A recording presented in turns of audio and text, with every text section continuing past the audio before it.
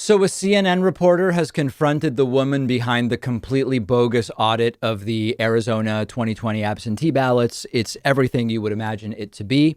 Now, as a reminder, there is yet another so-called audit happening in Arizona where absentee ballots are being analyzed with special cameras and flashlights. And I don't know if it's neon or UV light, looking for everything from postmarks or that aren't supposed to be there, bamboo fibers. It's still ongoing and it's completely harebrained and it's not going to achieve anything. CNN's Kyung Lah spoke to the Arizona State Senate president, Republican Karen Fann, about the audit that's taking place in Maricopa County. It is completely and outrageous, completely and totally outrageous. And we're going to jump right into it and check out the conversation. Good morning, Senator Fann. You may not recognize Arizona Senate President Karen Fann. Let's get this thing done. But she's the elusive leader behind the notorious so-called audit happening in Maricopa County, Arizona. I don't know what's legit, what isn't legit, but why wouldn't we want to answer those questions? Because you're questioning democracy. No, I'm questioning the integrity of the election system. Which is the backbone of democracy. That's right. Which means we should have full 100% confidence in our democracy and in our election system. Now, as often happens with these conspiracy theorists, Karen says, we just want to be sure everything was clean and good. Why wouldn't you want to know that, Ms. CNN reporter? And they are messing with the burden of proof. The immediate question to Karen has to be, what reason do you have to doubt that Joe Biden really won? Because otherwise, you're just opening up the door to this endless, never-ending, unquenchable skepticism that can never be satisfied, which is a hallmark of many conspiracists. Let's continue. But you're talking about trying to disprove conspiracies. If I have to, yes. Why wouldn't we? If somebody says something is out there, I would love to be able to say, that's not true, guys. Aren't you raising more questions by giving rise to these conspiracy theories? No. Again, if someone raises something, well, what about Bigfoot? Why isn't she devoting her time to disproving Bigfoot? Why isn't she spending time trying to disprove that the earth is flat or that it's spherical or whatever? The point is, they conveniently reverse the burden of proof when it suits them. And that's exactly what Karen Fann is doing here. Check out this next clip and look at how she again reverses it. Okay, so let me ask you a question. Are you 100% confident that every vote that came in Arizona or any other state, or can you say emphatically 100% that no dead people voted, that ballots weren't filled out by other people, that the chain of custody from the minute people voted their ballots, that the chain of custody was accurate and on target the entire time? Can you tell me that? I can say that what the data shows us is that there was no widespread fraud. So here's the problem. When Karen Fann says, are you 100% sure about X?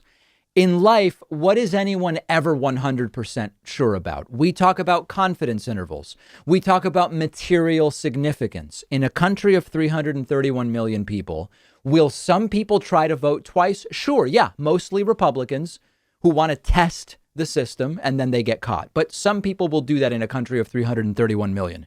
Will a vote by Steve Jones Jr. be wrongly counted as a vote by his deceased father, Steve Jones Sr.? Sure, that can happen. It's not, are you 100% sure about every ballot? Because then we can never stop auditing any election. The question is, do I have any reason to think that whatever anecdotal irregularities might have happened would have had any effect on the results of even one state? And the answer is an emphatic no. Let's look at a little more. I didn't say there was fraud. But you just said chain of custody. Yeah, chain of custody. Dead people. These things are all fraud. Well, I've asked you a question. Can you honestly tell me in all the states that no ballots from people that are already deceased were not filled out and sent in? I can tell you that what the data has shown overwhelmingly is that this was the most secure election in American history. Okay. I like some of what the reporter Kyung Lah is doing here, but I would like to see her turn it around on Karen a little more. Karen, this isn't about me. Unless you have reason to tell me there was fraud and here's how it was done, and it would have possibly changed the results or possibly even changed the outcome in one state, never mind the national results.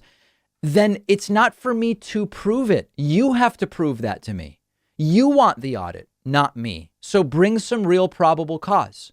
Here's one more clip. First of all, when we talk about transparency, from day one, the entire process has been live streaming. So anybody On OAN, with cameras controlled by OAN. Are you saying that OAN is not a credible news source? Are you saying Yes. that? Okay, I'll remember that. CNN is saying that OAN is not a credible one. Yes. Okay, very good. Okay, so there's a lot I could say there, but I'm just going to opt out and present that part without comment, as funny as it is. It is funny that Karen seems to think that's a gotcha moment when the world sees that and says, what is wrong with this woman? Imagine if the money that people donated to this nonsense, instead, they donated to environmental initiatives, education, eradicating child poverty. Like, this amount of mental energy, I guess what we would call activism, and financial contributions would be better used for almost anything than donating to look at ballots under UV light and with spectrometers or whatever in Arizona from a 6-month-old election, when even if you somehow managed to prove that Donald Trump really won Arizona, it still would not change the overall results of the presidential election now more than 6 months in the past. It is stunning stuff. And this is real money and brain power. I mean, okay, brain power maybe is the wrong word, but it's real people's time and money that could be used to dealing with something that actually is worth dealing with. It's pathetic, and they're just not going to stop.